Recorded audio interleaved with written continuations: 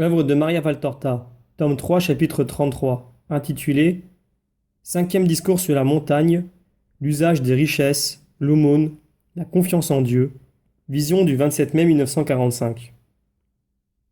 Le même discours sur la montagne. La foule ne cesse d'augmenter à mesure que les jours passent. Il y a des hommes, des femmes, des vieillards, des enfants, des riches, des pauvres. Le couple Étienne-Hermas est toujours là, bien qu'il ne soit pas encore réuni aux anciens disciples, à la tête desquels se trouve Isaac. Il y a aussi le nouveau couple constitué hier par le vieillard et la femme. Ils sont au premier rang, à côté de leur consolateur, et paraissent beaucoup plus soulagés qu'hier. Le vieil homme, comme pour se dédommager des longs mois ou des années pendant lesquels sa fille l'a abandonné, a posé sa main rugueuse sur les genoux de la femme, et celle-ci la caresse par ce besoin inné chez la femme, moralement en bonne santé, d'être maternelle. Jésus passe près d'eux pour monter à sa chair rudimentaire, et caresse au passage la tête du vieillard qu'il regarde déjà comme un dieu. Pierre dit quelque chose à Jésus, qui lui fait un signe comme pour dire « peu importe ». Mais je ne comprends pas ce que répond l'apôtre, qui reste pourtant à côté de Jésus et auquel s'unissent ensuite Jude et Matthieu. Les autres sont perdus dans la foule.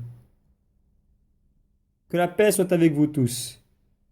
Hier je vous ai parlé de la prière, de la parabole donnée, du jeûne. Aujourd'hui je veux vous instruire sur d'autres perfections. Elles sont elles aussi prière, confiance, sincérité, amour, religion. La première dont je vais parler, c'est le juste usage des richesses changées, par la bonne volonté du serviteur fidèle, en autant de richesses célestes. Les trésors de la terre ne durent pas, mais les trésors du ciel sont éternels. Avez-vous l'amour de ce qui vous appartient? Cela vous fait-il de la peine de mourir parce que vous ne pouvez plus vous occuper de vos biens et que vous devez les laisser? Alors, transportez-les au ciel. Vous demandez, ce qui est de la terre n'entre pas au ciel, et tu enseignes que l'argent est la chose la plus dégoûtante de la terre. Comment donc pouvons-nous le transporter au ciel? Non. Vous ne pouvez pas emporter les pièces de monnaie qui sont matérielles dans le royaume où tout est spirituel, mais vous pouvez emporter la fécondité de cet argent. Quand vous confiez votre or à un banquier, quel est votre but? Qu'il le fasse fructifier. Évidemment, vous ne vous en privez pas, même momentanément, pour qu'il vous le rende tel quel. Vous voulez que pour 10 talents, il vous en rende un de plus, si ce n'est davantage. Vous vous en réjouissez et vous faites l'éloge du banquier.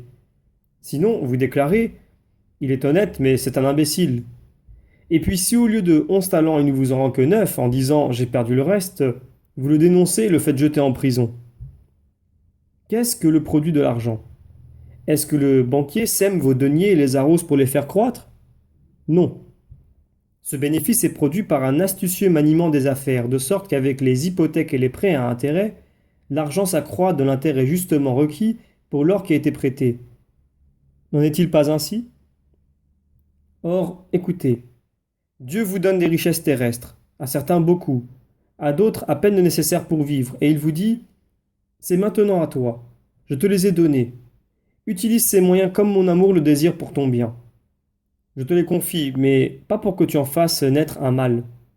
À cause de l'estime que j'ai pour toi, par reconnaissance pour mes dons, fais fructifier tes biens en vue de cette vraie patrie. Et voici la méthode à suivre pour arriver à cette fin. Ne désirez pas accumuler vos trésors sur la terre en vivant pour eux, en vous montrant cruel à cause d'eux, en vous attirant les malédictions de votre prochain et de Dieu à cause d'eux. Ils ne le méritent pas. Ils ne sont jamais en sécurité ici-bas. Les voleurs peuvent toujours vous les dérober. Le feu peut détruire les maisons. Les maladies des plantes ou des troupeaux peuvent anéantir les fruits ou les animaux. Que de dangers guettent les biens? Qu'ils soient immobiliers comme les maisons ou incorruptibles comme l'or, ou bien qu'ils soient par nature périssables comme tout ce qui vit, comme les végétaux et les animaux, ou encore qu'il s'agisse d'étoffes précieuses qui peuvent se détériorer. Les maisons sont menacées par la foudre, les incendies ou les inondations. Les champs le sont par les voleurs, la rouille, la sécheresse, les rongeurs ou les insectes. Le tournis, les fièvres, les mutilations, les épidémies guettent les animaux. Les mythes peuvent s'attaquer aux étoffes précieuses et les rats aux meubles de prix. L'oxydation érode la vaisselle, les lampes, comme aussi les grilles artistiques, absolument tout peut être détérioré. Mais si vous transformez tous ces biens terrestres en un bien surnaturel, alors il échappe à toute détérioration du temps, des hommes et des intempéries. Faites-vous des trésors au ciel, là où n'entrent pas les voleurs et où il n'arrive aucun malheur. Appliquez miséricordieusement votre travail à toutes les misères de la terre. Caressez vos pièces de monnaie, embrassez-les si vous voulez, réjouissez-vous des moissons prospères, des vignes chargées de grappes, des oliviers qui ploient sous le poids d'innombrables olives, des brebis au sein fécond et aux mamelles gonflées. Faites tout cela, mais que ce ne soit pas d'une façon stérile, humaine. Faites-le, par amour et admiration, joyeusement et par calcul surnaturel. Merci, mon Dieu, pour cet argent, pour ces moissons, pour ces arbres, pour ces brebis, pour ces bonnes affaires. Merci, brebis, arbres, prés, bonnes affaires qui m'êtes si utiles. Soyez tous bénis, parce que par ta bonté, ô Éternel, par votre bonté, ô chose, je peux faire beaucoup de bien à ceux qui ont faim ou qui sont nus, sans toi, malades, seuls. L'an dernier, je l'ai fait pour 10. Cette année, bien que j'ai beaucoup donné en aumône, j'ai davantage d'argent. Les moissons sont plus abondantes et les troupeaux plus nombreux. Je vais donner 2 fois, 3 fois plus que l'an passé, pour que tous, même ceux qui n'ont rien à eux, se réjouissent avec moi et te bénissent avec moi, toi, Seigneur, éternel. Voilà la prière du juste. Cette prière unie à l'action transporte vos biens au ciel et non seulement vous les conserve pour l'éternité, mais vous les fait trouver augmenter des fruits saints de l'amour. Ayez votre trésor au ciel pour y avoir votre cœur, au-dessus et au-delà du danger, pour que non seulement l'or, les maisons, les champs ou les troupeaux ne puissent subir des malheurs, mais pour que votre propre cœur ne soit pas attaqué, enlevé, corrompu, brûlé, tué par l'esprit du monde. Si vous agissez ainsi, vous aurez votre trésor dans votre cœur parce que vous aurez Dieu en vous, jusqu'au jour bienheureux où vous serez en lui. Pour ne pas diminuer le fruit de votre charité, veillez donc à être charitable par esprit surnaturel. Ce que je vous ai dit de la prière et du jeûne vaut aussi pour la bienfaisance et pour toutes les bonnes œuvres que vous pouvez faire. Gardez le bien que vous faites à l'abri des violations de la sensualité du monde. Gardez-le vierge des éloges humains. Ne profanez pas la rose parfumée de votre charité et de vos bonnes actions, ce véritable encensoir de parfums agréables au Seigneur. Ce qui profane le bien, ce sont l'esprit d'orgueil, le désir d'être remarqué quand on fait le bien, et la recherche de louanges. La rose de la charité est alors souillée et corrompue par les limaçons visqueux de l'orgueil satisfait, et l'encensoir se remplit de paille puante de la litière sur laquelle l'orgueilleux se complaît comme un animal repu. Ah, ces actes de bienfaisance accomplis pour qu'on parle de vous, il vaut bien mieux ne pas en faire. Celui qui n'en fait pas pêche par dureté. Celui qui les accomplit en révélant la somme donnée et le nom du bénéficiaire, en mendiant les éloges, pêche par orgueil. C'est comme s'il disait « Vous voyez ce que je peux ?» Il pêche par manque de charité car il humilie le bénéficiaire en révélant son nom. Il pêche par avarice spirituelle en voulant accumuler les éloges humains. C'est de la paille, rien de plus. Agissez en sorte que ce soit Dieu et ses anges qui vous louent. Vous, quand vous faites l'aumône, ne sonnez pas de la trompette pour attirer l'attention des passants et être honorés comme les hypocrites qui cherchent les applaudissements des hommes et pour cela ne donnent leur argent que là où ils peuvent être vus d'un grand nombre. Eux aussi ont déjà reçu leur récompense et n'en recevront pas d'autre de Dieu. Vous, ne tombez pas dans cette même faute et dans cette présomption. Mais quand vous faites l'aumône, que votre main gauche ne sache pas ce que fait la main droite, tant est caché et pudique votre bol, puis oubliez-la. Ne restez pas à applaudir votre acte en vous gonflant comme le crapaud qui s'admire de ses yeux voilés dans les temps et qui, apercevant dans l'eau paisible le reflet des nuages, des arbres, du char arrêté près de la rive et, se voyant si petit par rapport à eux, se gonfle d'air jusqu'à en éclater. Votre charité elle-même n'est rien, comparée à l'infini de la charité de Dieu. Et si vous voulez devenir semblable à lui, et rendre votre petite charité grande au point d'égaler la sienne, vous vous remplirez du vent de l'orgueil et finirez par périr. Oubliez l'acte lui-même. Il vous en restera toujours la présence d'une lumière, d'une parole douce comme le miel, et cela vous rendra le jour lumineux, doux, bienheureux. Car cette lumière sera le sourire de Dieu, ce miel, la paix spirituelle qui est encore Dieu. Cette voix, la voix du Dieu Père qui vous dira merci. Lui, il voit le mal caché et le bien qui se cache, et il vous en récompensera. Je vous le... Maître, tu fais le contraire de ce que tu dis. L'insulte hargneuse et imprévue provient du milieu de la foule. Tous se tournent vers cette voix. Il y a de la confusion. Pierre bougonne. Je te l'avais bien dit. Et quand il y en a un de ceux-là, rien ne va plus. Dans la foule, on siffle l'insulteur. On crie contre lui. Jésus est le seul à rester calme. Il a croisé les bras sur sa poitrine et se tient droit, le front éclairé par le soleil. Droit sur son rocher, dans son vêtement bleu foncé. L'insulteur continue sans se soucier des réactions de la foule. Tu es un mauvais maître, car tu enseignes ce que tu ne fais pas. Et... tais-toi. Va-t'en. Honte à toi, crie la foule. Ou encore, va trouver tes scribes. À nous le maître nous suffit. Les hypocrites avec les hypocrites. Faux maître, usurier. Ils continueraient bien si Jésus ne leur intimait d'une voix de tonnerre. Silence. Laissez-le parler. Certes, les gens ne crient plus, mais ils marmonnent leurs reproches accompagnés d'œillades furieuses. Oui, tu enseignes ce que tu ne fais pas. Tu dis qu'on doit faire l'aumône sans être vu, et hier, en présence de plein de monde, tu as dit aux pauvres, « Restez, je vais vous rassasier. » J'ai dit que les deux pauvres restent. Ils seront nos hôtes bénis et donneront de la saveur à notre pain. Rien de plus. Je n'ai pas prétendu vouloir les rassasier. Quel est le pauvre qui n'a pas au moins un pain? C'était pour nous une joie de leur donner notre bonne amitié. Eh oui, tu es astucieux et tu sais faire l'agneau. Le vieillard se lève, se retourne et lève son bâton en criant « Langue infernale, toi qui accuses le saint, tu crois peut-être tout connaître et pouvoir accuser avec ce que tu sais? De même que tu ignores qui est Dieu et qui est celui que tu insultes, tu ignores ses actes. Il n'y a pour les connaître que les anges, et mon cœur tout en joie. Écoutez, hommes, écoutez tous, et voyez si Jésus est le menteur et l'orgueilleux, que cette balayure du temple veut dire. Lui, tais-toi Ismaël, tais-toi par amour pour moi. Si je t'ai rendu heureux, fais-en de même en égard en te taisant, lui dit Jésus sur un ton de prière. Je t'obéis, Fils saint, mais laisse-moi dire cette seule chose. La bénédiction du vieux juif fidèle est sur celui dont j'ai reçu les bienfaits de la part de Dieu. Cette bénédiction, Dieu l'a mise sur mes lèvres pour moi et pour Sarah, ma nouvelle fille. Mais sur ta tête, il n'y aura pas de bénédiction. Je ne te maudis pas. Je ne souille pas par une malédiction ma bouche qui doit dire à Dieu, à que moi. Je n'ai même pas maudit celle qui m'a renié et déjà Dieu m'en récompense. Mais il y aura quelqu'un pour prendre en main la cause de l'innocent qu'on accuse et d'Ismaël, l'ami de Dieu qui le bénit.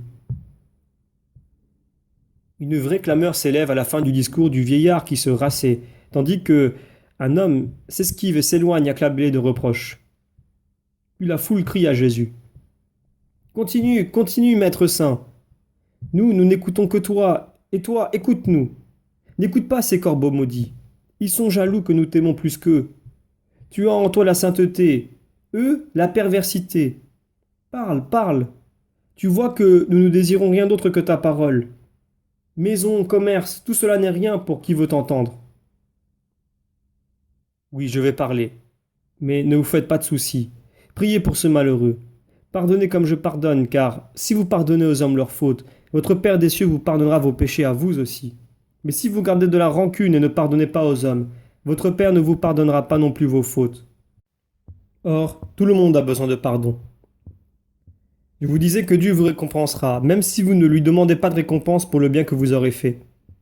Néanmoins, ne faites pas le bien pour obtenir une récompense, pour avoir une garantie pour le lendemain. Ne faites pas le bien en le mesurant, retenu par cette crainte. En aurais-je encore pour moi? Et si je n'ai plus rien, qui viendra à mon aide? Trouverai-je quelqu'un pour faire pour moi ce que je fais aux autres? Et quand je ne pourrai plus rien donner, est-ce qu'on m'aimera encore? Regardez, j'ai des amis puissants parmi les riches et des amis parmi les pauvres.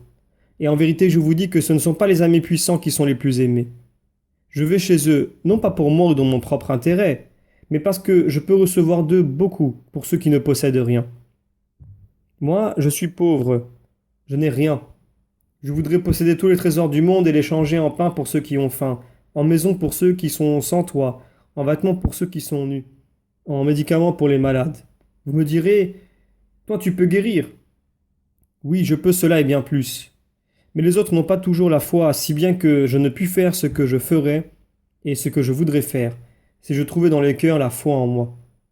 Je voudrais faire du bien même à ceux qui n'ont pas la foi, et puisqu'ils ne demandent pas de miracle au Fils de l'homme, je voudrais les secourir d'homme à homme, mais je n'ai rien. C'est pour cela que je tends la main à ceux qui possèdent et que je leur demande, fais-moi la charité au nom de Dieu. Voilà pourquoi j'ai des amis en haut lieu. Demain, quand je ne serai plus sur terre, il y aura encore des pauvres, et moi je ne serai plus là, ni pour faire des miracles pour les croyants, ni pour faire l'aumône pour amener à la foi. Alors mes amis riches auront appris à mon contact comment on s'y prend pour faire le bien à mes apôtres. À mon contact aussi, auront appris à faire l'aumône par amour pour leurs frères. Ainsi, les pauvres seront-ils toujours secourus? Eh bien, hier j'ai reçu d'un homme qui ne possède rien, plus que ce que m'ont donné tous ceux qui possèdent. C'est un ami aussi, si pauvre que moi. Mais il m'a donné quelque chose qui ne peut s'acheter avec de l'argent et qui m'a rendu heureux. Car cela m'a rappelé tant d'heures sereines de mon enfance et de ma jeunesse, lorsque, chaque soir, les mains du juste se posaient sur ma tête et que j'allais me reposer avec sa bénédiction pour protéger mon sommeil. Hier, cet ami pauvre m'a fait roi par sa bénédiction. Vous voyez, ce que lui m'a donné, aucun de mes amis riches ne me l'a jamais donné. Ne craignez donc rien. Même si vous n'avez pas de quoi faire l'aumône, il suffit que vous ayez l'amour et la sainteté pour faire du bien à qui est pauvre, épuisé ou affligé. C'est pourquoi je vous dis, ne vous inquiétez pas trop de posséder peu. Vous aurez toujours le nécessaire. Ne vous inquiétez pas trop en pensant à l'avenir. Personne ne sait quel avenir l'attend. Ne vous préoccupez pas de ce que vous mangerez pour vous garder en vie, ni de quoi vous vous couvrirez pour garder votre corps au chaud. La vie de votre âme est bien plus précieuse que votre ventre et vos membres. Elle a bien plus de prix que la nourriture et le vêtement, comme la vie matérielle a plus de prix que la nourriture et le corps plus que le vêtement. Et votre Père le sait. Sachez-le donc vous aussi. Regardez les oiseaux du ciel. Ils ne sèment ni ne moissonnent et n'amassent pas dans des greniers, et pourtant ils ne meurent pas de faim, car le Père céleste les nourrit. Or, vous les hommes, les créatures préférées du Père, vous valez beaucoup plus qu'eux. Qui de vous peut ajouter par tout son savoir-faire une seule coudée à sa taille? Si vous ne réussissez pas à allonger votre taille d'un pouce, comment pouvez-vous penser à changer votre future situation en augmentant vos richesses pour vous garantir une longue et heureuse vieillesse? Pouvez-vous dire à la mort, tu viendras me prendre quand je voudrais? C'est impossible. Dans ce cas, pourquoi vous préoccuper du lendemain? Et pourquoi vous faites-vous autant de soucis par crainte de rester sans vêtements? Regardez comment croissent les lys des champs. Ils ne travaillent pas, ne filent pas, ne vont pas chez les marchands de draps faire des achats. Et pourtant, je vous assure que Salomon lui-même, dans toute sa gloire, ne fut jamais vêtu comme l'un d'eux. Si donc Dieu revêt ainsi l'herbe des champs qui vit aujourd'hui et qui servira demain à chauffer le four ou à nourrir le troupeau pour finir en cendres ou en fumier, combien plus prendra-t-il soin de vous qui êtes ses enfants? Ne soyez pas des hommes de peu de foi. Ne vous inquiétez pas pour un avenir incertain. Quand je serai vieux, comment mangerai-je? Que boirai-je? Comment m'habillerai-je? Laissez ces préoccupations aux païens qui n'ont pas la certitude lumineuse de la paternité divine. Vous l'avez, et vous savez que votre Père connaît vos besoins et qu'il vous aime. Ayez donc confiance en lui. Recherchez d'abord ce qui est vraiment nécessaire.